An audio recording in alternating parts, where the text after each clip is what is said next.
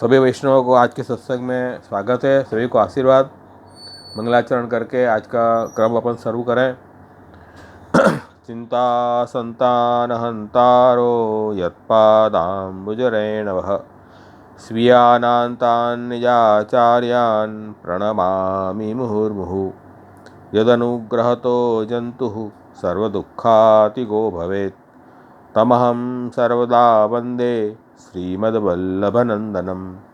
अज्ञानतिमिरान्धस्य ज्ञानाञ्जनशलाकया चक्षुरुन्मीलितं येन तस्मै श्रीगुरवे नमः। नमामि हृदये शेषे लीलाक्षीराब्धिशायिनं लक्ष्मीसहस्रलीलाभिः सेव्यमानं कलानिधिं। चतुर्भिश्च त्रिभिस्तथा षड्भिर्विराजते योऽसौ पंचधा हृदये मम। सभी वैष्णवों को आज के सत्संग में खूब स्वागत है। सभी को खूब आशीर्वाद। आज का अपना श्रीमद् भागवत का सत्संग अपन शुरू करें। आज अपना भागवत का साधन प्रकरण का अंतिम अध्याय है। सुबोध जी अनुसार 25वां अध्याय और प्रसिद्ध भागवत के अनुसार 28वां अध्याय।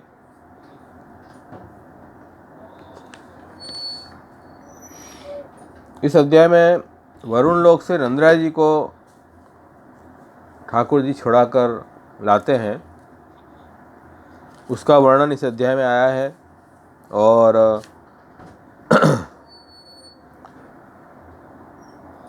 अध्याय का अर्थ ये है कि गोकुलवासी नाम वैकुंठ प्राणात भजन आनंद दानार्थम तत उद्रणात धर्मी निरूपणम पंचविंश अध्याय। जो गोकुल के वासी हैं उनको वैकुंठ के दर्शन करावा के प्रभु ने वहाँ से अपनी सेवा का आनंद देने के लिए वहाँ से उनको फिर से गोकुल में स्थापित किया। ऐसे साक्षात प्रभु ने अपनी सेवा का महत्व उनको दिखाया, सेवा की प्रणाली दिखाई। ऐसे स्वयं प्रभु ने ये उद्यम किया। इसलिए यहाँ प्रभु ने अपने स्वरूप के द्वारा, धर्मी स्वरूप के द्वारा उन जीवों का निरोध किया है। इस अध्याय में ये बात आई है। देखो यहाँ 10वें स्कंद में जो सिनॉप्सिस समझाई है श्री महाप्रभु जी ने, वो ऐश्वर्य, वीर, यशस्वी, ज्ञान, वैराग्य 6 गुण और 7वां धर्मी स्वरूप श्री कृष्ण। ऐसे कहीं प्रभु अपने कोई विशेष गुण से जीवों का निरोध करते हैं और कहीं स्वयं धर्मी स्वरूप से जीवों का निरोध करते हैं। ऐसे हर जो अध्याय है उसमें या तो कोई गुण का वर्णन है प्रभु के, या साक्षात स्वयं धर्मी स्वरूप श्री कृष्ण का वर्णन है। इस तरह से तो यहाँ धर्मी स्वरूप के द्वारा प्रभु ने उन जीवों जो ब्रजवासी थे, जो नंदराय जी वगैरह जो सखाएँ हैं, गोप ग्वाल हैं, उनको अपना महात्म्य दृढ़ करवाया। श्री महाप्रभु जी सुबोध जी कारिका में यहाँ आज्ञा करते हैं कि गोपों को वैकुंठ में ले जाना ये तो यहाँ अवान्तर फल है। यहाँ देखो ठाकुर जी ने जो अपना महात्म्य दिखाया, इस अध्याय में आएगा, अपन आगे भी देखेंगे कि ठाकुर जी की परब्रह्मता, ईश्वरता, ये उनको दृष्टिपात करवाई। नंदराय जी वगैरह को ये बात स्पष्ट सिद्ध करवाई, जिससे उन गोप ग्वालों को ये इच्छा हुई कि हमें भी उन प्रभु के वैकुंठ के दर्शन हो। ठाकुर जी ने उनकी इच्छा पूरी की, उनको वैकुंठ के दर्शन भी करवाए।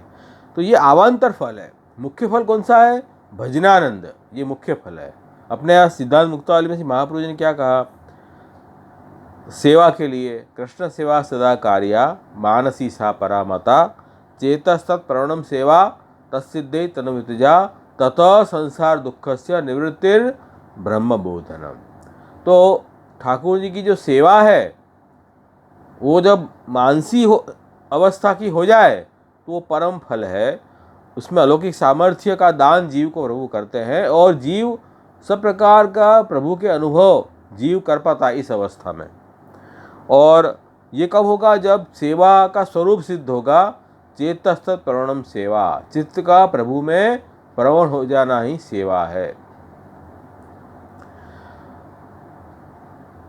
वो सेवा की सिद्धि कैसे होगी? तत्सिद्ध्यै तनुविद्या, तनुविद्या सेवा से चित्त प्रवणता जीव की होगी।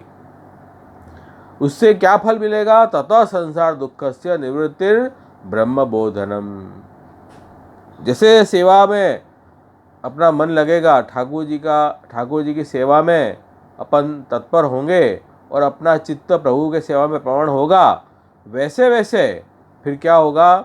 आपको संसार दुख दूर हो जाएंगे।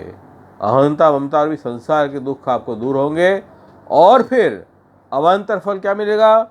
ब्रह्म बोध, व्यापी वैकुंठ का बोध आपको हो जाएगा। सब कुछ ब्रह्मात्मक है, ये वैकुंठ के दर्शन आपको स्पष्ट हो जाएंगे। ये यहाँ समझा रहे हैं, ये अवान्तर फल है। अवान्तर मुख्य फल में क्या अंतर है?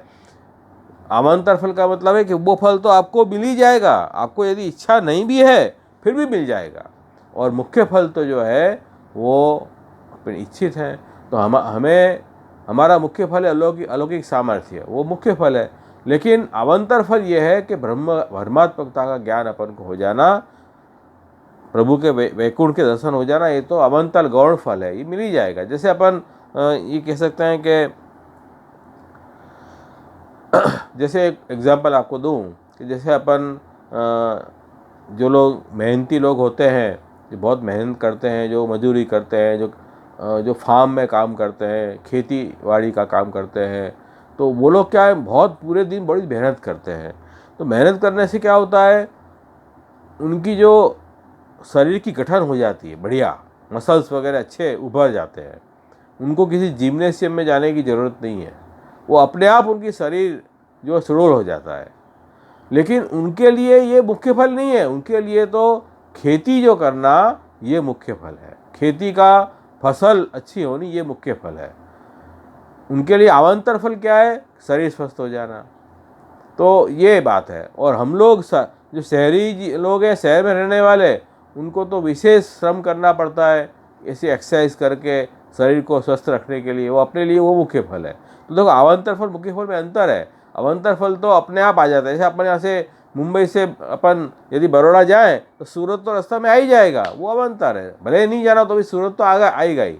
इसी तरह हम परब्रह्म का अनुभव करना है, भजन का, आनंद का, तो उसमें अक्सर ब्रह्म व्यापी वैकुंठ के दर्शन तो जीव को हो ही जाने वाले हैं। ये जो है वो अवान्तर फल की बात बताई। उसके बाद कह रहे हैं कि देखो ये साधन प्रकरण हमने देखा, उसमें कौन कौन सी लीलाएं आई? गोवर्धन लीला और चिरहरण लीला, यज्ञ पत्नियों का उद्धार किया प्रभु ने, ये सब साधारण लीला आई क्या नहीं? इस लीला के द्वारा ठाकुर जी ने क्या क्या करवाया कि इंद्र ने प्रभु का अभिषेक किया, इंद्रादि देवों को दर्शन करवाए अपने अलौकिक स्वरूप के, उनके द्वारा भगवान की स्तुति हुई, उनका श्रवण ब्रजवासियों ने किया।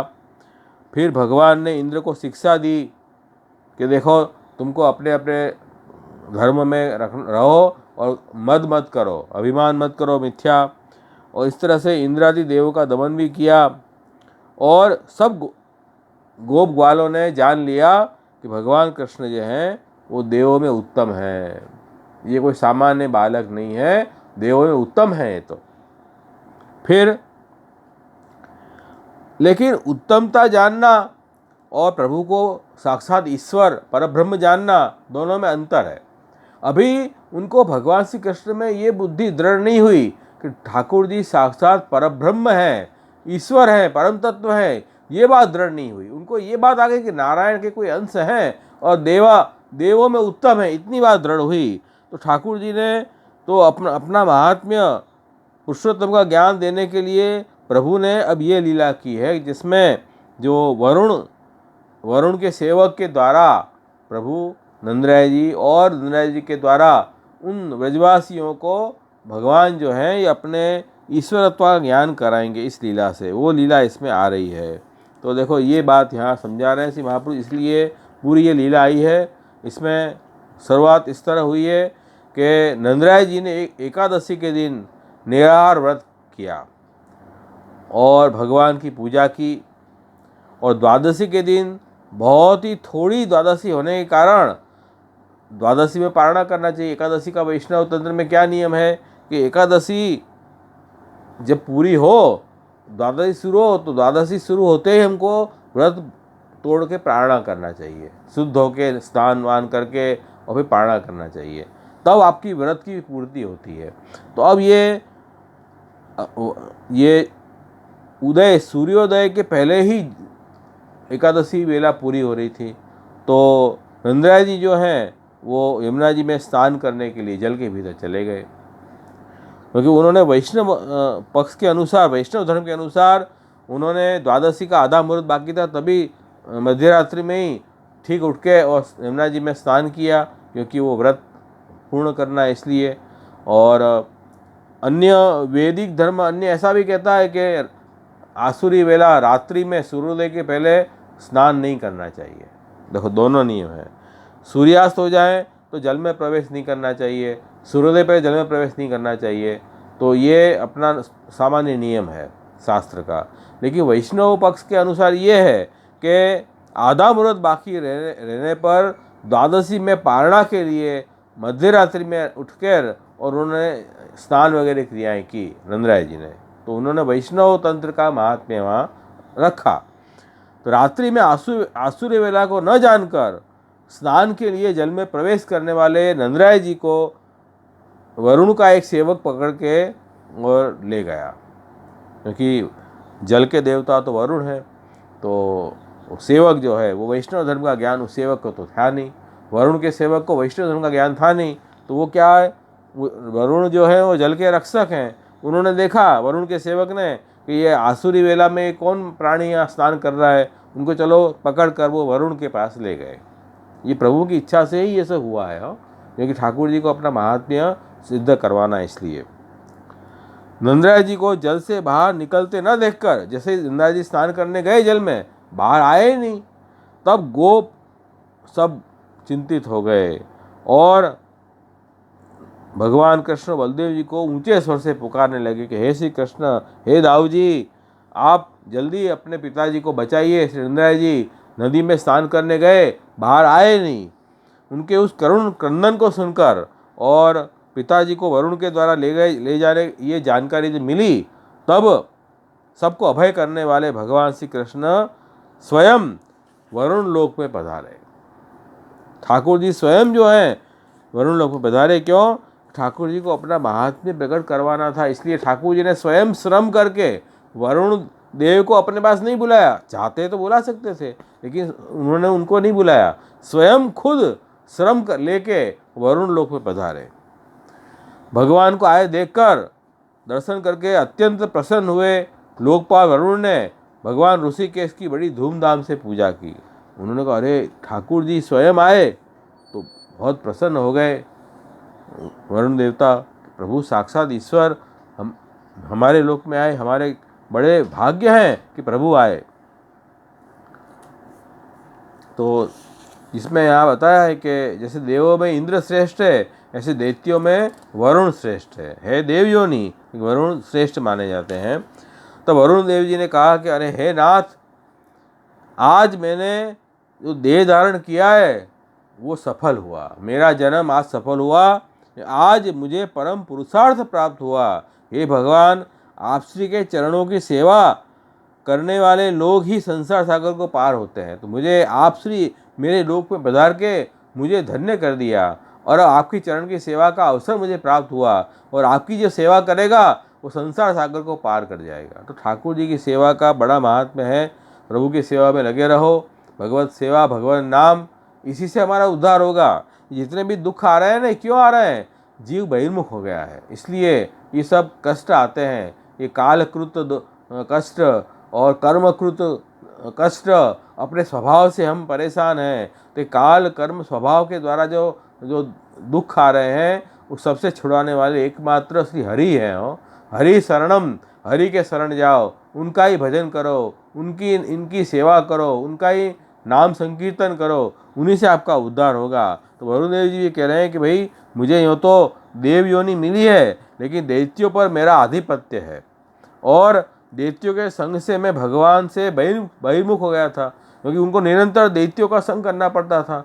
इसलिए वो स्वयं कह रहे हैं वरुण देव की मैं बहिर्मुख हो गया था, इसलिए उत्तम योनि, तो मेरी उत्तम योनि तो निरर्थक गई ना। देव योनि प्राप्त होकर भी आपका भजन न करूं तो फायदा क्या? लेकिन आज आप स्वयं यहाँ पधारे, अब तो मेरा किसी साधन बिना मेरा जन्म सफल हो जाएगा, अब मुझे किसी बात की चिंता नहीं है। इतने प्रसन्न हो गए वरुण देव, तो बहुत ही प्रसन्न हो गए और कह रहे हैं, हे प्रभु, आपका ऐश्वर्य सर्वोत्कृष्ट सबसे बढ़ के है, आप तो परब्रह्म पूर्ण परमात्मा हैं। हे श्री कृष्ण, आप कोई सामान्य मानवी नहीं हो, आप तो परब्रह्म परमात्मा हो।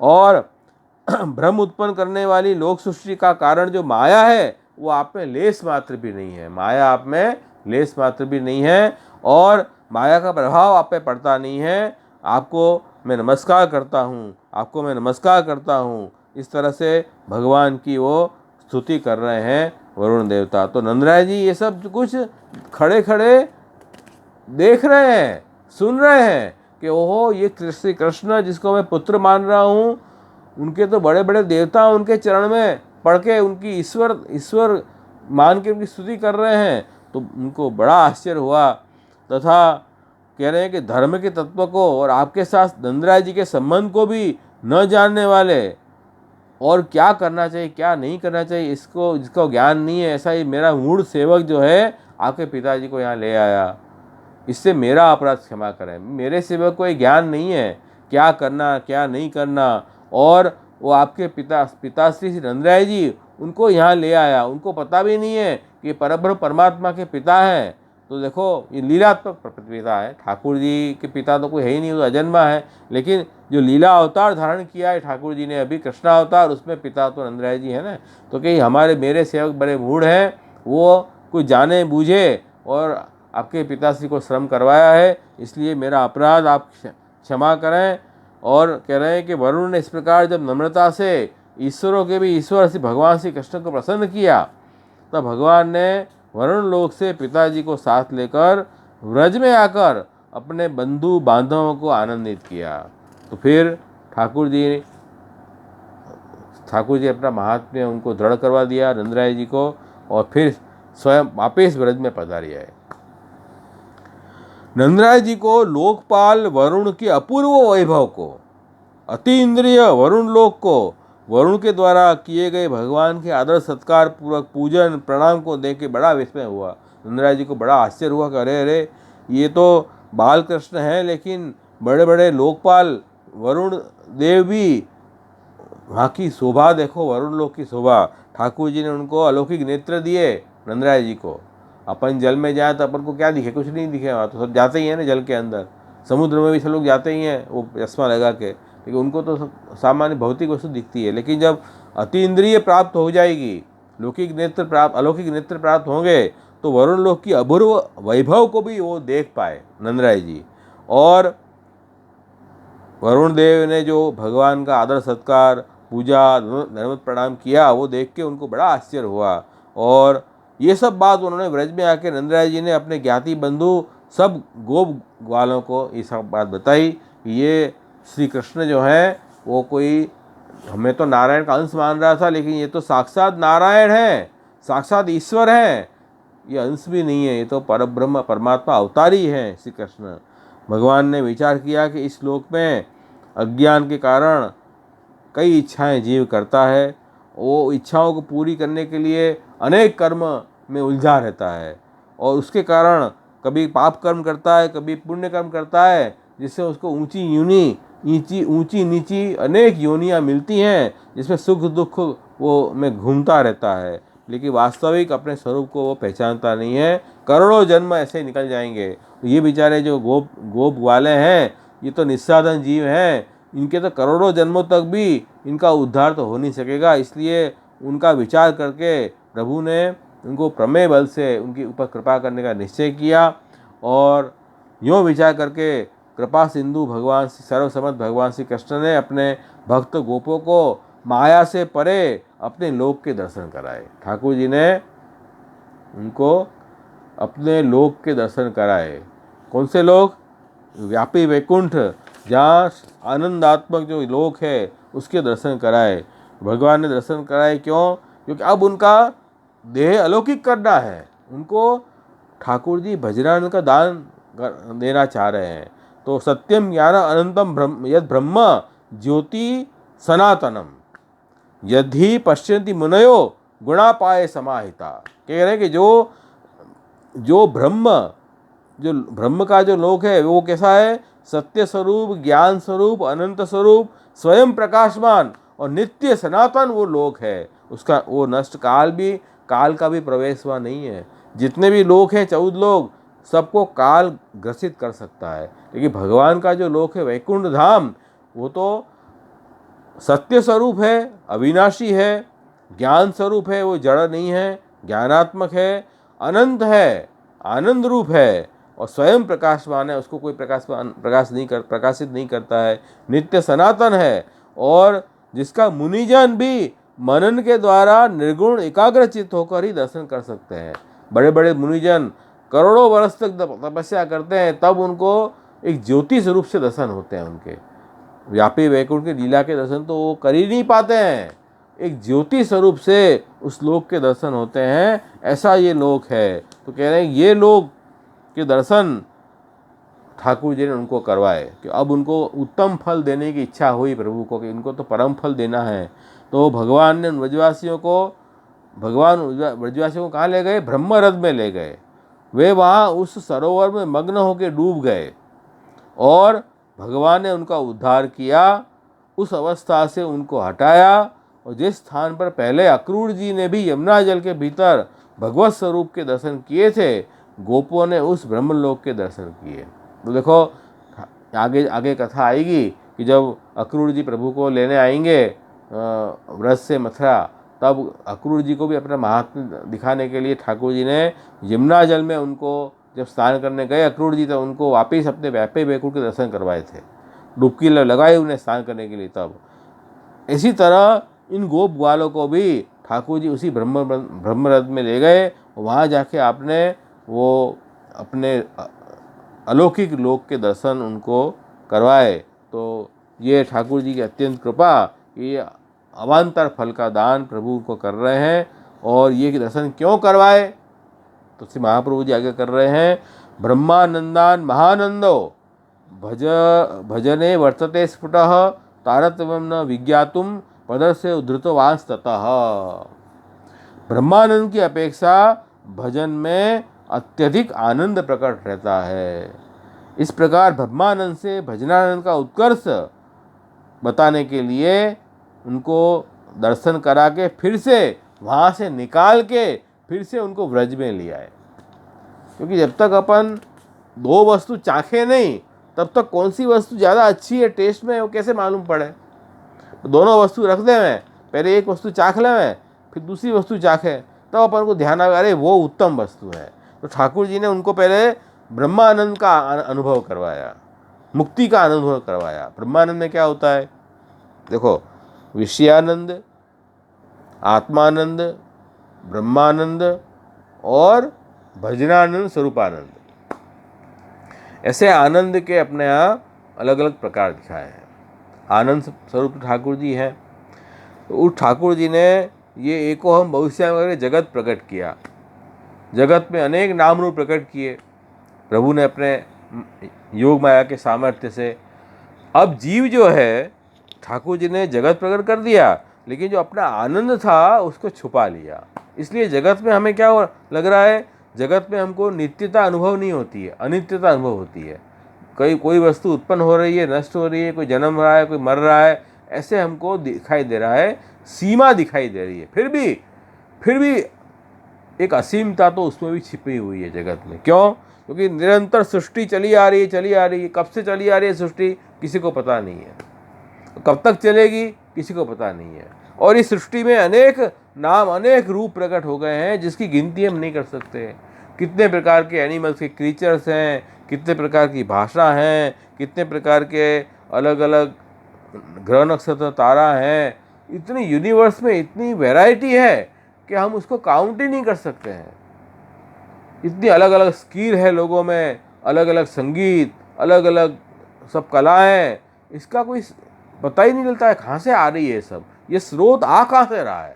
जैसे वो गंगा, जो ग्लेशियर में से गंगा जी यमुना जी पधारते हैं तो निरंतर प्रवाह चालू ही रह रहा है। इस तरह कोई ग्लेशियर ऐसा है जिसमें से निरंतर ये नाम रूप प्रकट होके आ रहे हैं। तो ये इससे इतना पता चलता है कोई अनंत वस्तु कोई है जिसमें से ये अनेक नाम रूप प्रकट हुए हैं, तो वो ब्रह्म है। लेकिन ब्रह्म ने अपना वास्तविक आनंद को जगत जब प्रकट किया तो उसको छुपा रखा है, तो आनंद छुपा दिया तो भगवान तो छुप गए।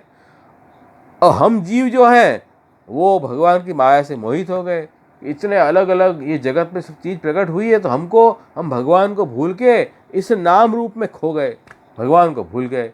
भगवान कुछ नहीं है, यही सब कुछ है, जो दिखाई दे रहा है वही सब कुछ है, ऐसा मानने लगे, जिससे जीव जो है वो दुख में दुखी हो गया।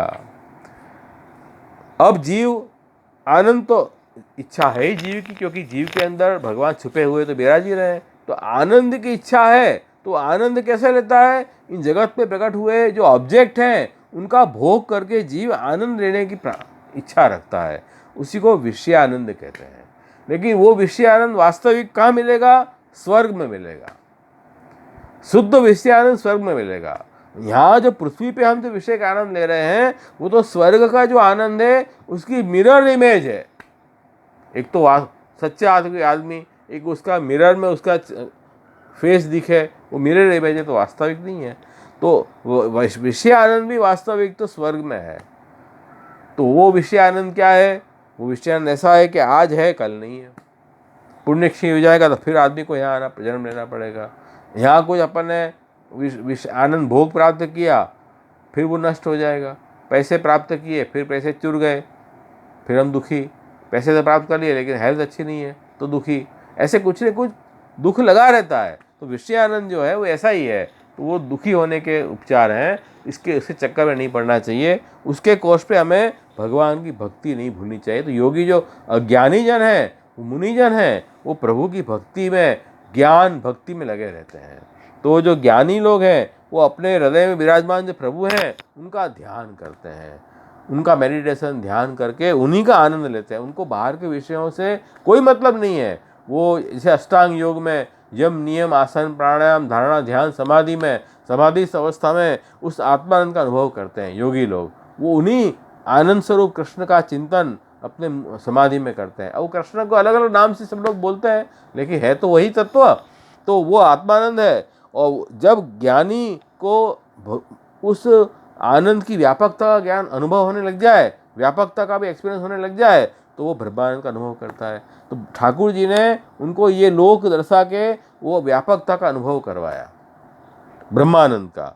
वो मुक्त हो गए, वो जीव मुक्त हो गई संसार दुख से, और सब जगह वही ब्रह्म ही ब्रह्म की व्यापकता उन्हें दिखाई देने लगी। जैसे अपने यशोदा जी को ठाकुर जी यशोदा जी गोदी में विराज रहे हैं और अपने मुखारविंद में विश्व के दर्शन करवाए। तो वो यशोदा जी ने ब्रह्म की व्यापकता का अनुभव किया कि पूरा विश्व उनसे कृष्ण के मुखारविंद दर्शन हुए। तो ये व्यापकता का अनुभव इन ब्रजवासियों को भी ठाकुर जी ने करवाया। उसके बाद फिर वहाँ वैकुंठ में उनको रहने नहीं दिए, वहाँ से वापिस कह रहे हैं कि उनको उद्धार करके फिर से उनको व्रज में स्थापित किया। क्यों? अब उनको दिखाना है कि देखो व्रज लीला में जो आनंद आ रहा है, ऐसा आनंद आपको ब्रह्मानंद में आ रहा है।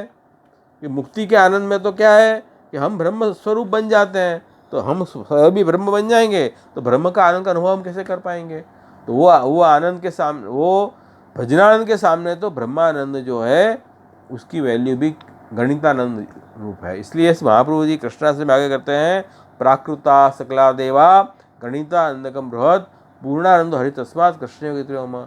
भाई ये जगत के सब आनंद प्राकृत है, काल उसका ग्रसित करने वाला है, और जो ब्रह्मानंद है वो भी गणित आनंद है। क्यों गणित आनंद कह रहे हैं? कि सेवा, ठाकुर जी की सेवा अपन करें, ठाकुर जी गुणगान गाएं, उसमें ठाकुर जी की सेवा में, भजन में और स्वरूप में जो आनंद अपन को आ रहा है, उसके तुलना में तो ये ब्रह्मानंद जो है गणितानंद है। क्यों? उसमें आनंद बहुत सीमित है। जैसे किसी को बहुत भूख लगी हो, उसको अपन एक रोटी देवें तो थोड़ा सा साग देवें, भाई खा ले, तो उसका पेट थोड़ी भरेगा।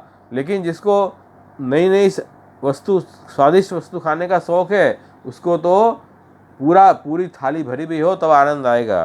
तो कह रहे हैं कि इसीलिए वो कह रहे हैं कि दयाराम भाई के जलने शो जलनो स्वाद जन जुदो रही पामे आह्लाद। हम स्वयं जल बन जाएंगे तो जो जल की प्यास होती है वो फिर हम नदी के तट पे जाके जल का पान करेंगे, तब हमें जो प्यास मिटती है उसका जो आनंद आता है वो हम स्वयं जल बन जाएंगे, तो वो आनंद थोड़ी आने वाला है। इसलिए हम स्वयं ब्रह्म बन जाए, ऐसा ब्रह्मानंद लेके क्या करें। हम तो उन ब्रह्म से अलग रह के वो ब्रह्म का आनंद लेना चाहते हैं, तो वो कैसे लेंगे कि हम ठाकुर जी के सेवक बने, ठाकुर जी की लीला में उनकी सेवा करें और ठाकुर जी गुणगान गाएं, उनके स्वरूप का आनंद लें, तो हम वो ब्रह्मानंद से भी उत्तम आनंद ले पाएँ। तो इस तरह से ठाकुर जी ने ब्रह्मानंद भजनानंद का भेद दिखाने के लिए यहाँ उनको फिर से उनको उस लोक से निकाल के फिर से ब्रज में स्थापित किया। ब्रह्मानंदान ब्रह्मानंद भजने वर्तते स्फुट तारतम्यम न च विज्ञातुम प्रदर्श्य प्रदर्श्य धृत तवास्ततः। ब्रह्मानंद की अपेक्षा भजन में अत्यधिक आनंद प्रकट रहता है। तो भजनानंद में तो अत्यंत आनंद है भजनानंद की तुलना में। इस प्रकार दोनों का उत्कर्ष बताने के लिए, दोनों में से भजनानंद का उत्कर्ष बताने के लिए आपने एक बार अपने व्यापी वैकुंठ के दर्शन करवाए उनको और फिर से उनका उद्धार करके उनको ब्रज में स्थापित किया। तो ये बात फिर कह रहे हैं कि नंदादयसु तम दृष्ट्वा परमानंद निर्वृता कृष्णम च तत्र तत्र छंदो भी स्तूयमानम सुविस्मिता। वे नंदराय जी वगैरह गोपजन उस ब्रह्मलोक को देखकर अत्यंत आनंदित हुए और वहाँ यह देखकर कि शरीरधारी वेद श्री कृष्ण की स्तुति कर रहे हैं, वे अत्यधिक आश्चर्यचकित हो गए। उन्होंने वहाँ क्या देखा कि वहाँ व्यापी वैकुंठ में स्वयं मूर्तिमान वेद सब मूर्तिमान होके और भगवान श्री कृष्ण की स्तुति कर रहे हैं। तो ये उनकी परब्रह्मता का दर्शन करके बड़े आश्चर्यचकित हो गए और फिर उनका मन जो है फिर से कृष्ण में हो गया। अब कृष्ण में उनको पूर्ण ब्रह्मता का भाव दृढ़ हो गया। महात्म ज्ञान पूर्वस्तु सुदृढ़ सर्वतोधिक स्नेह भक्ति। तो महात्म ज्ञान की दृढ़ता ठाकुर जी ने इस लीला द्वारा नंदराय जी एवं सभी गोप ग्वालों को करवाई। तो ये देखो ये प्रभु कैसे दयालु है कि स्वयं साधन बन रहे हैं, स्वयं साधन बना के उनका भाव दृढ़ कर रहे हैं। कभी तो चिर लीला में कात्यायनी व्रत का फल स्वयं दे के वहाँ प्रकट हो जाते हैं। कभी यज्ञ पत्नियों को स्वयं बुला के अपना उनको अंगीकार स्वीकार करते हैं। कभी गोवर्धन लीला में स्वयं अन्य से त्याग करवा के स्वयं अंकुश भोग अरोगाते हैं, दोनों ही करते हैं। स्वयं साधन बन रहे हैं। अब तो साधन प्रकरण है। और इधर भी ठाकुर जी ने स्वयं वहाँ वरुण लोक पे पधार के नंदराय जी को भी सेवक के द्वारा वरुण लोक में ले गए और स्वयं का अपना महात्म्य उनको दिखाया। तो ये प्रभु की जो है वो लीला है, कृपा है कि ठाकुर जी कैसे स्वयं साधन बनते हैं और ठाकुर जो फल है जो स्वयं फल स्वरूप है वो भी कैसे स्वयं साधन बन रहे हैं। तो ये इसमें लीला में आई। पुरुषोत्तम सहस्त्रनाम का अपन नाम देखें तो इसमें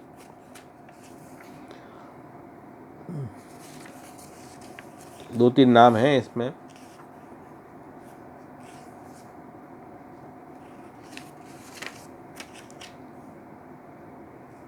एक नाम है व्रतादि धर्म संसक्त नंद क्लेश विनाशक। नंदराज जी के क्लेश का नाश करने वाले। नंदराज जी को क्लेश कैसे हुआ कि व्रतम जो एकादशी उपवास आपने किया तदादि धर्मेशु, जो एकादशी उपवास उस एकादशी उपवास के जो धर्म है उसमें उनको अत्यंत आसक्ति थी नंदराय जी को।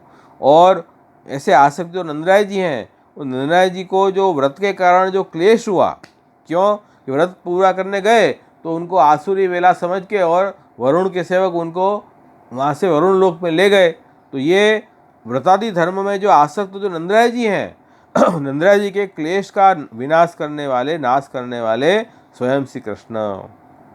और फिर साक्षात भगवती विद्यमाने अन्यत्र प्रवृत्ति क्लेश मात्र फलेव इति ज्ञापितम तदुक्तम एकादशम निहार इत्यादि। तो यहाँ ये बात समझो कि यहाँ क्या आज्ञा कर रहे हैं।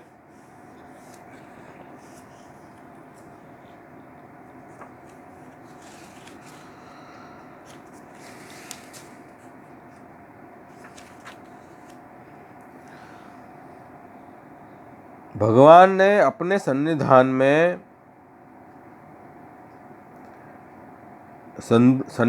थे, ठाकुर जी के सन्निधान में सभी नंदराय जी वगैरह थे, फिर भी अन्य व्रत में जो आसक्ति रख के उनको क्लेश उत्पन्न करवाया। क्यों क्लेश उत्पन्न करवाया? क्योंकि ठाकुर जी को अपना महात्म्य उनको दृढ़ करवाना था। एकादशी व्रत तो करना ही चाहिए, लेकिन एकादशी व्रत में अपन इतना दृढ़ आग्रह कर लें कि ठाकुर जी के स्वरूप को ही भूल जाए कि नंदराय जी को प्रभु के स्वरूप का पूरा ज्ञान नहीं था। एकादशी व्रत में उनको निष्ठा थी। ठाकुर जी ने क्या कहा कि भाई व्रत के निमित्त बना के प्रभु ने उनको अपना महात्म्य स्थापित करने के लिए उनको क्लेश हुआ। वो क्लेश, फिर क्लेश का नाश भी आपने कर दिया, जिससे नंदराय जी को फायदा क्या हुआ कि उनको धर्मी में निष्ठा दृढ़ हो गई। धर्म और धर्मी, जो भगवत धर्म है, वैष्णव धर्म है, वो धर्म है सब, और वैष्णव धर्म सब जिनके लिए है वो श्री कृष्ण धर्मी स्वरूप है। धर्मी में निष्ठा होनी चाहिए ना अपने को। तो धर्मी में निष्ठा उनको दृढ़ हो गई। अब श्री कृष्ण को वो साक्षात परब्रह्म समझने लगे। तो साक्षात भगवती विद्यमाने अन्यत्र प्रवृत्ति ही क्लेश मात्र फलेव इति ज्ञापितम।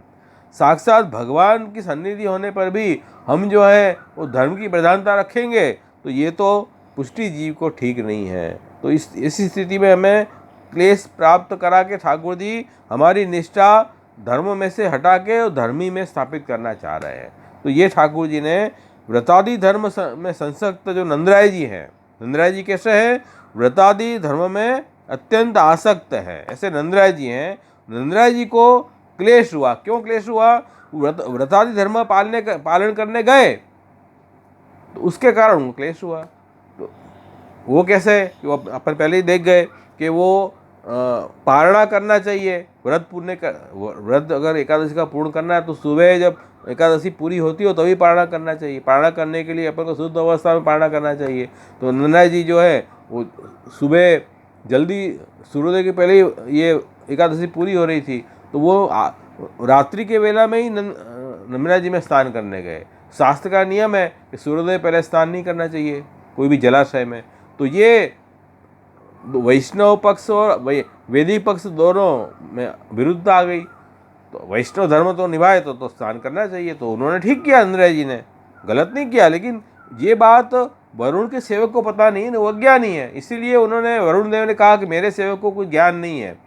तो वरुण का सेवक तो आसुरी वेला में ये व्यक्ति स्नान कर रहा है ये समझ के उनको वरुण लोक में ले गए। तो ये क्लेश हुआ, व्रत के कारण उनको क्लेश हुआ। उस क्लेश का भी विशेष रूप से नाश करने वाले भी प्रभु ही हैं। प्रभु पे भरोसा रखो, धर्मी निष्ठा जागृत करवाई। यहाँ तो यह धर्मी का निरूपण हुआ इस अध्याय में।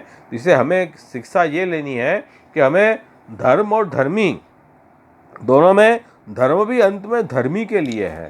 तो इसलिए हमें अपने यहाँ ये छूट दी गई। जैसे तो देखो एकादशी निराहार करनी चाहिए, एकादशी में कोई भी आहार नहीं लेना चाहिए, केवल जल से एकादशी करो, या जिसे निर्जला एकादशी आएगी ज्येष्ठ मास में तो निर्जला एकादशी करनी चाहिए। लेकिन ठाकुर जी की सेवा में यदि ये प्रतिबंध बनता हो ये व्रत, तो इसलिए फलाहार की छूट दी गई है कि फलाहार लो, जिससे प्रभु की सेवा में अगर प्रतिबंध होगा तो प्रभु को श्रम होगा।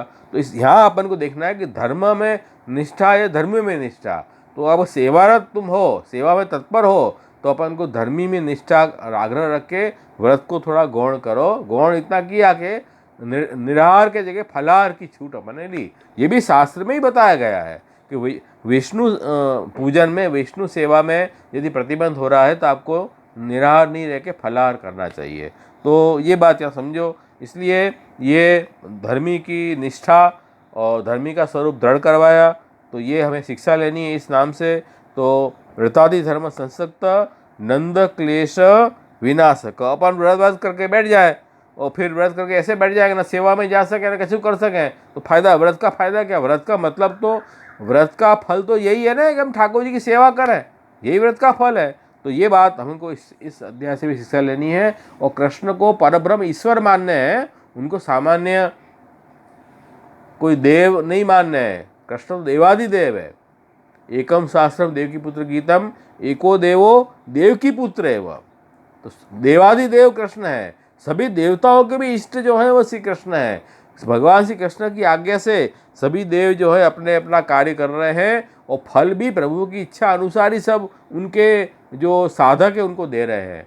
ये भाव मन में दृढ़ करो। ये जो अध्याय में जो लीला आई है वरुण देव के द्वारा जो ठाकुर जी ने महात्म्य स्थापित करवाया, इससे ये स्थापित हुआ कि प्रभु सर्वोत्तम है।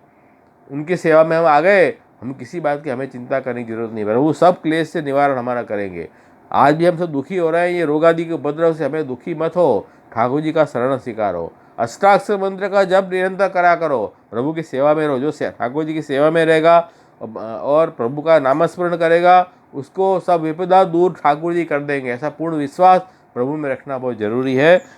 तो ये बात यहाँ समझनी है खास। दूसरा जो आगे नाम आया है, नंदादि गोप मात्र इष्ट वैकुंठ कतिदायक, ये नाम भी इसी अध्याय का ये नाम है। और यहाँ क्या कह रहे हैं कि नंदराय जी वगैरह जो मुख्य हैं, सब गोप में नंदराय जी मुख्य हैं। तो नंदराय जी से आरंभ करके सब गोप मात्र, माने उसमें बालक वृद्ध साधारण सभी लोग आ गए। नंदादि गोप मात्र, उनके जो इष्ट, मात्र इष्ट, इष्ट मतलब जो उनको बहुत इच्छित है जो वस्तु, उसको हम इष्ट कहते हैं। इष्ट किसे कहें? हमको बहुत जिस चीज़ की बहुत इच्छा होती है वो हमारे इष्ट है। तो उन नंदराय जी जिसमें मुख्य सर्व जो गोप हैं, उनको इष्ट क्या था? वैकुंठ लोक के दर्शन करने की इच्छा थी। तो वही यहाँ कह रहे हैं कि द्रष्टुम वांछिता वैकुंठ गति गमनम तद्दायक, वैकुंठ लोक में जाके प्रभु का वैकुंठ लोक कैसा है ये देखने की इच्छा हुई। मैंने ठाकुर जी ने वरुण लोक का वैभव दिखाया नंदराय जी को कि देखो वरुण लोक का ये वैभव है। तो वो बहुत आश्चर्यचकित विस्मय हो गए, ओ हो, मैं जिनको मेरा पुत्र मान रहा हूँ उसका ऐसा इतना बड़प्पन है, इतनी महिमा है उसकी कि बड़े बड़े लोकपाल वरुण देव, वो इतनी वैभव वाली लोक में रहने वाले, वो ठाकुर जी के चरण की पूजा करते हैं। तो ठाकुर जी का लोक कैसा होगा? ठाकुर जी जहाँ विराज रहे प्रभु, उनका लोक कैसा होगा? ऐसी उनकी इच्छा हुई। तो उनको वहाँ वैकुंठ के दर्शन करने की इच्छा हुई। उस इष्ट जो वैकुंठ गति, वैकुंठ गति दायक, वैकुंठ लोक तरफ जाने का मार्ग देने वाले भगवान श्री कृष्ण, तो भगवान ने वो इच्छा उनकी पूरी कर दी। अपन अच्छी इच्छा रखें न, ठाकुर जी अवश्य पूरी करें। एक बात समझ लो, हम अगर ठाकुर जी के जीव हैं, देवी जीव हैं, तो हम प्रभु संबंधी इच्छा हृदय में रखेंगे, प्रभु वो इच्छा अवश्य पूर्ण करेंगे। और लोक संबंधी इच्छा रखेंगे तो ठाकुर जी वो इच्छा कभी पूरी नहीं करेंगे। लोकार्थी चेत भजे कृष्णम लोको नश्यति सर्वथा, और क्लिष्टो विजय भजे कृष्णम, नहीं सॉरी, लोकार्थी भजे कृष्णम क्लिष्टो भवति सर्वथा, क्लिष्टो विजय भजे कृष्णम लोको नश्यति सर्वथा। लोकार्थी होके यदि आप ठाकुर जी का भजन करोगे, मतलब लौकिक सांसारिक वस्तुओं की प्राप्ति की इच्छा से मेरी कीर्ति बढ़े, मेरा यश बढ़े, मुझे धन प्राप्त हो और लोक में सब वस्तु मुझे मिल जाए, ऐसी इच्छा से ठाकुर जी की भक्ति हम करेंगे, तो ठाकुर जी कहेंगे अरे ये बावरा हो गया है, मेरा भक्त बावरा हो गया है। क्यों? कि ये मुझे छोड़ के ऐसी क्षुद्र वस्तु मांग रहा है, फिर अंत में जाके ये परेशान खुद ही होगा, वो सब नाशवान वस्तु है और दुख में फंसेगा। तो ठाकुर जी क्या करेंगे? उसकी इच्छा पूरी नहीं करेंगे। तो लोकाति भजे कृष्णम क्लिष्टो भवति सर्वथा, इच्छा पूरी नहीं करेंगे तो क्लेश होगा उसको। फिर भी ठाकुर जी का भजन वो न छोड़े, ठाकुर जी का आश्रय न छोड़े। क्लिष्टोपि चेत भजे कृष्णम लोको नश्यति सर्वथा, फिर ठाकुर जी को क्लेश भी होवे तो भी ठाकुर जी का भजन नहीं करेंगे, छोड़ेगा नहीं, ठाकुर जी उसका संसार नष्ट कर देंगे, अपने शरण में उसको जगह दे देंगे। तो यही कह रहे हैं यहाँ के अपन अच्छी इच्छा रखें, प्रभु संबंधी इच्छा, तो ठाकुर जी तुरंत पूरी कर देते हैं। और लौकिक इच्छा रखेंगे तो ठाकुर जी वो इच्छा पूरी नहीं करते। यही तो भेद है प्राकृत देवताओं में और हमारे प्रभु ईश्वर प्रभु श्री कृष्ण में। यही बड़ा तारतम्य है कि जो प्राकृत देवता है, प्राकृता सकला देवा, वो क्या है? हमारी क्षुद्र इच्छाओं को तुरंत पूरी कर देते हैं। इसलिए लोग जो है कृष्ण को छोड़ के वहाँ भागते हैं। और हमारे प्रभु कैसे हैं? वो हमारा कल्याण का विचार करते हैं, इसलिए ऐसी क्षुद्र इच्छाएं उनकी पूरी नहीं होने देते हैं। तो अब इसलिए ठाकुर जी की सेवा में जल्दी लोग नहीं आते हैं। शंकर जी के भजन करेंगे, गणेश जी का भजन करेंगे, देवी माँ का भजन करेंगे, सब उसमें लगे रहते हैं। क्यों? उनको उनकी इच्छा तुरंत पूरी हो जाती है। और कृष्ण की भजन करने वाले की इच्छा, लौकिक इच्छा पूरी नहीं होती है। ठाकुर जी तो विचारते हैं ना कि भाई इनकी इच्छा पूरी करने से इसको लॉन्ग टर्म में लाभ नहीं है, उल्टा उनको नुकसान है। तो हम हमारी कौन सी इच्छा पूरी करेंगे ठाकुर जी? जो भगवत संबंधी इच्छा होगी। तो नंदादि गोप मात्र इष्ट वैकुंठ गतिदायक, उन्होंने प्रभु के लोक दर्शन की इच्छा की, ठाकुर जी ने पूरी कर दी। प्रभु संबंधी इच्छा है ना, लोग दर्शन करेंगे तो उसे ठाकुर जी का महात्म्य दृढ़ होगा, भक्ति भाव में वो सहायक है। और अगर यही देह से अपन लोक में पहुंच गए वैकुंठ में, तो देह अपना प्राकृत रह जाएगा? नहीं रह जाएगा, देह भी अप्राकृत हो जाएगा। जैसे अपन पानी में डुबकी लगाए, तो पानी में डुबकी लगाएंगे तो हमारा देह गीला हो जाएगा पूरा। इसी तरह हम इसी देह से जब उस लोक में डुबकी लगाएंगे, वो तो आनंद अप्राकृत लोक है, अलौकिक लोक है, तो हमारा देह भी अलौकिक हो गया।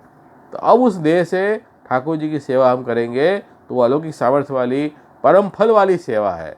तो वही कह रहे हैं मानसी सा से परामता। तो ये बात यहाँ समझाइए। तो हमें से इससे यही शिक्षा लेनी है कि हम उत्तम से उत्तम फल की इच्छा रखो, ठाकुर जी अवश्य पूरी करेंगे। भाई ठाकुर जी को विज्ञप्ति करो कि भक्ति भाव दृढ़ होवे, भक्ति के प्रतिबंध दूर होवे, सदा आपकी सेवा स्मरण चलती रहे, बस ये भाव तो ठाकुर जी आपको इसी जल्दी आपको आपकी इच्छाएं पूरी कर देंगे। तो नंदादि गोप मातृष्ट वैकुंठ गतिदायक, ये जो नाम है पुरुषोत्तम सहस्रनाम में 2 नाम आए हैं। अब अपन त्रिविध नामावली के नाम भी देख लें कि इसमें 10वें स्कंद के नाम अपन देख रहे हैं, तो वो भी अपन देख लें।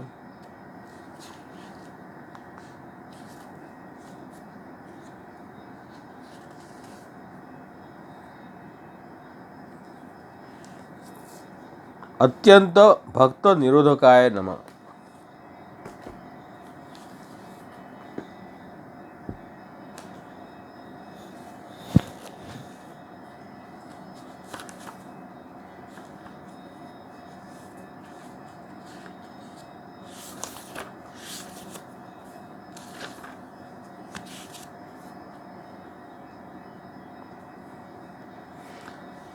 यहाँ त्रिविध नामावली में क्या कर रहे हैं कि जैसे गोवर्धन लीला के बाद भी लीला की ठाकुर जी ने, तो अन्य आश्रय तो छूट गया उनका, लेकिन प्रभु का महात्म्य पूर्ण रूप से स्थापित नहीं हुआ इन ब्रजवासियों को, गोप वालों को। तो इसलिए ठाकुर जी ने उनको वो अलौकिक भाव स्फुरमान करने के लिए उनके लिए नाम ठाकुर जी का आया अत्यंत भक्त निरोधकाय नमः। अनन्य जो भक्त हैं अपने, जिनको ठाकुर जी केवल अपने में ही लगाना चाहते हैं, ऐसे अनन्य भक्तों को निरोध करने वाले श्री कृष्ण हैं। तो क्या आज्ञा कर रहे हैं कि जो भक्त हैं और वो दृढ़ आश्रय प्रभु का रखे भगवान का भजन करता है, वो अनन्य भक्त हैं। और ऐसे जो भक्त हैं उनको निरोध हो जाए, ये प्रभु की भी इच्छा है, तो उनको निरोध करना चाहते हैं। अब नंदराय जी को अन्य भजन कैसे हुआ कि ठाकुर जी का महात्म्य कम करके और एकादशी व्रत का महात्म्य बढ़ा दिया उन्होंने। ठाकुर जी का भी महात्म्य उनको पूर्ण दृढ़ नहीं हुआ था, वो ठाकुर जी को केवल एक अलौकिक देव मानते थे, ईश्वर बुद्धि नहीं थी उनमें। उनका निरोध सिद्ध करने के लिए भगवान की प्रेरणा से वरुण के दूत उनको अपने लोक में ले गए और वहाँ प्रभु पधारे, और उस लोक में प्रभु भी पधारे।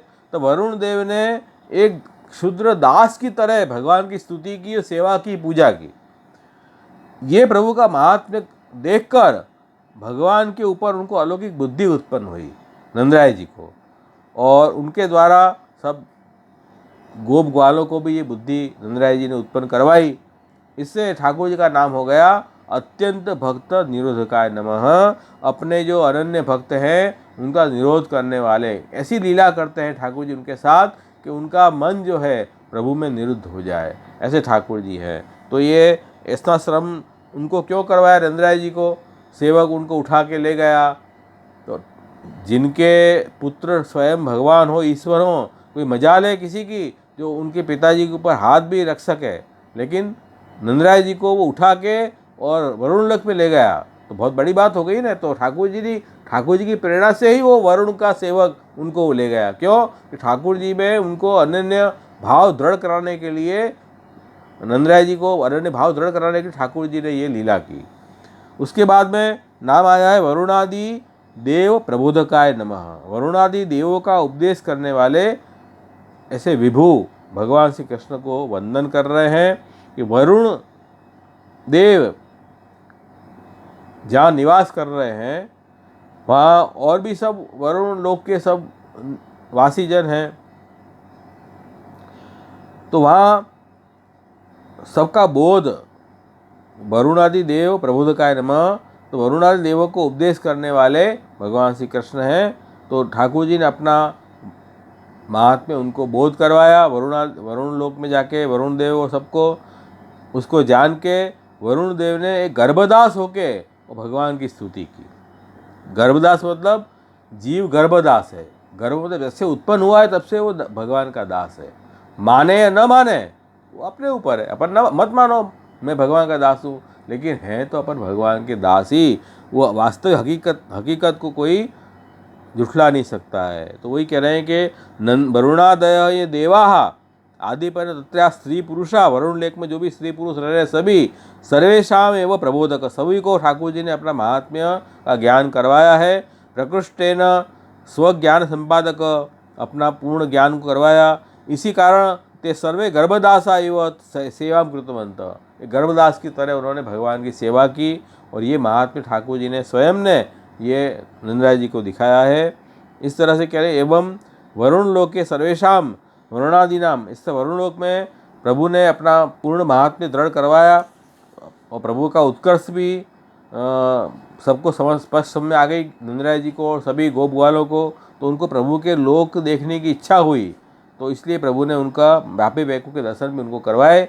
व्यापी वैकुंठ प्रदर्शकाय नमः, व्यापी वैकुंठ की उत्कर्ष की रीति को दर्शाने वाले प्रभु को ये नाम है। तो देखो ये ठाकुर जी ने उनकी अविद्या निवृत्त की पूर्ण रूप से, और ब्रह्मानंद का अनुभव भी उनको करवाया।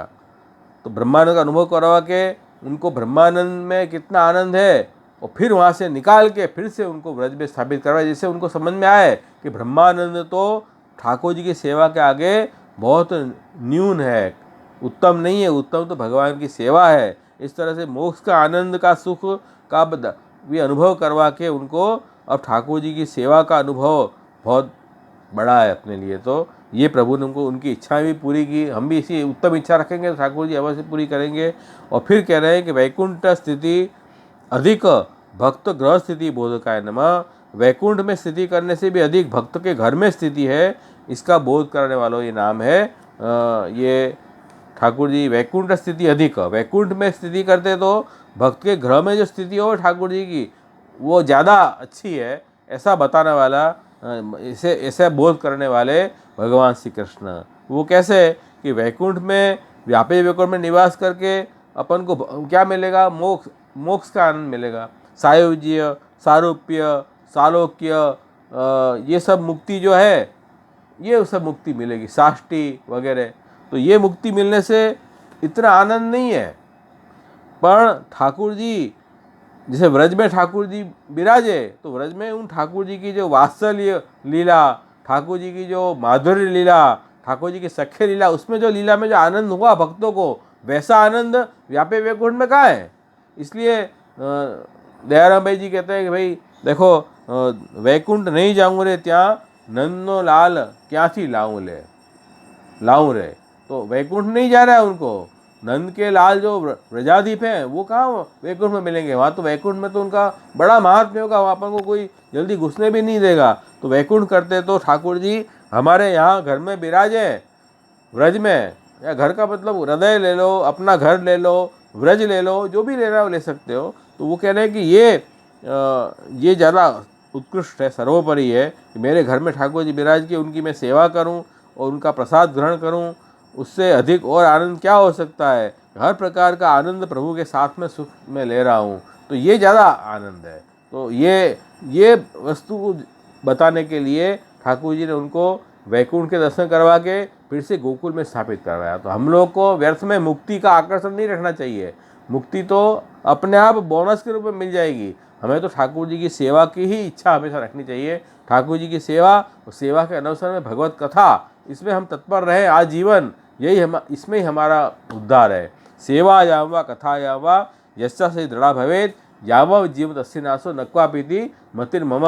इस तरह हमारा भाव तो यही रखना चाहिए कि हम ठाकुर जी की सेवा कथा में अहर्निश लगे रहें। यही इच्छा मन में रखो, ठाकुर जी अवश्य वो इच्छा पूरी अपनी करेंगे। और इसी बात को आगे समझाते हुए कह रहे हैं मदन गोपालाय नमः, मदन मूर्ति गोपाल को नमस्कार। वैकुंठ में मोक्ष अवस्था का अनुभव होता है, ब्रह्मानंद का। यहाँ तो साक्षात ब्रज में तो मदन मोहन मूर्ति जो मदन मतलब काम भी मोहित हो गया, ऐसे लावण्य स्वरूप प्रभु के परम लावण्य निधान या प्रभु विराजे, वो गोपाल रूप से प्रकट हुए। वो भी गोपालन करने वाले जैसे गोपालक बन गए ठाकुर जी, और उन्होंने जो आनंद प्रदान किया है, ऐसे भगवान को नमस्कार। तो यहाँ ये नंदराज जी वगैरह गोपों को ज्ञान प्रकट हुआ, इसलिए ठाकुर जी ने यहाँ उनका समर्थन किया कि नहीं, आपको तो ये आनंद मुझे देना है, तो हमको आपको केवल दिखाना था मुझे कि वैकुंठ को इच्छा हुई ना आपको कि वैकुंठ का कैसा होगा स्वरूप, तो दिखा दिया, ये वैकुंठ का स्वरूप है और ये ब्रज का स्वरूप है। बोलो सिलेक्ट करो क्या चाहिए आपको। तो भक्त को ब्रज में ही निष्ठा रहेगी, हमें तो ब्रज में ही रहना है, हमको वैकुंठ में काम नहीं है हमारा। वैकुंठ में जाके हम क्या करें, वैकुंठ में हमें जाके वहाँ कोई न सेवा मिले न स्मरण होवे तो क्या फ़ायदा, इसलिए वैकुंठ जाना पसंद नहीं करते। इसलिए अपने यहाँ देखो, अपने यहाँ वैकुंठ और गोलोक धाम ऐसे दो टर्म अपने यहाँ आती है, वैकुंठ और गोलोक धाम। तो वैकुंठ में अपन ये समझ लें कि ठाकुर जी की महात्म्य प्रधान लीला है वहाँ, द्वारका लीला वगैरह, और गोलोक धाम का वर्णन में ऐसे आता है, ब्रज में ब्रज लीला का वर्णन है कि वहाँ ठाकुर जी सब प्रकार का सुख भक्तों को दे रहे हैं। इसलिए अपने यहाँ वैकुंठ नहीं बोल के गोलोक धाम बोलते हैं, लेकिन वो वैकुंठ ही का ही एक प्रकार है गोलोक धाम। तो ये खास समझने की बात है। इस तरह से अपन को यहाँ ब्रह्मानंद मुक्ति की तुलना में सेवा जो है वो उत्कृष्ट है, ये शिक्षा अपन को इस अध्याय से हो रही है। इस तरह से ये साधन प्रकरण का अध्याय आज यहाँ पूरा हुआ। सर्वोत्तम सूत्र का भी एक नाम है जन शिक्षा कृते कृष्ण भक्ति क्रोध, ये श्री महाप्रभु जी का नाम है। ये ठाकुर जी में भी बंद बैठ जाता है। तो ये अपन अब आज इतना समय नहीं है, नेक्स्ट टाइम अपन देखेंगे ये अध्याय से वो नाम कैसे उभर के आ रहा है, वो अपन देखेंगे। तो आज अपन यहीं विराम करेंगे, समय भी हो गया है। अब अगले मंडे को फिर से अपन मिलें। कोई प्रश्न हो तो आप पूछ सकते हो आज के सत्र में।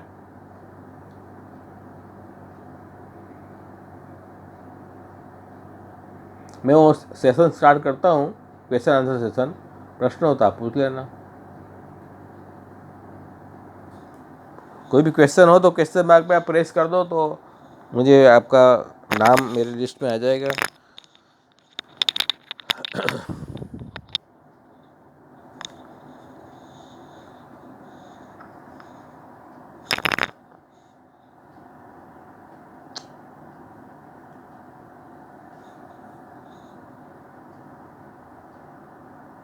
हेलो, બોલો શું પ્રશ્ન છે? એક મિનિટ, અનમ્યુટ નહીં હો. હા, શું કહો છો? હા બોલો. હા, આશીર્વાદ.